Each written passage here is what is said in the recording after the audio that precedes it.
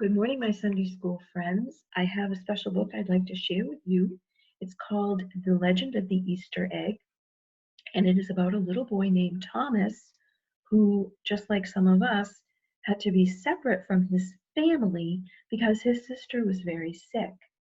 So this is the first part of the story, and while Thomas is separated from his sister Lucy and staying with some friends, he learns about Jesus and Easter and how that gives us hope and new life.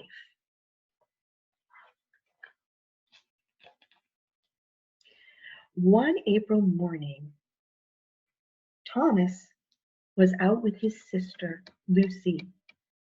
The air was soft and cool and sweet. They were gathering eggs. Easter's coming, his sister said. Let's pretend we're hunting eggs. What are Easter eggs? The boy asked. Don't you remember? The girl said. He thought and he thought, but he couldn't remember. He was going to ask again, but she scared up a hen squawking from its nest in the grass. Look, she cried. Smiling, she held up a rosy brown egg. That night, the boy woke up to the sound of his name. Thomas! His mother's face bent over him. Your sister is sick. Papa must take you away. Thomas let his mother slip off his warm nightshirt. He held up his arms. She pulled a sweater over his head, and he sat down while she tugged on his knickers. When she told him he couldn't see Lucy, he nodded. And when Papa told him where he was taking him, he smiled, but he wasn't really awake, and he did not understand. When he woke up again, Thomas didn't know where he was. His bedroom was gone. Mama and Papa and Lucy were all gone. But before he could think about being scared, his eyes grew wide and he sat bolt right up. Had he died? Was this heaven? Because all around him was candy.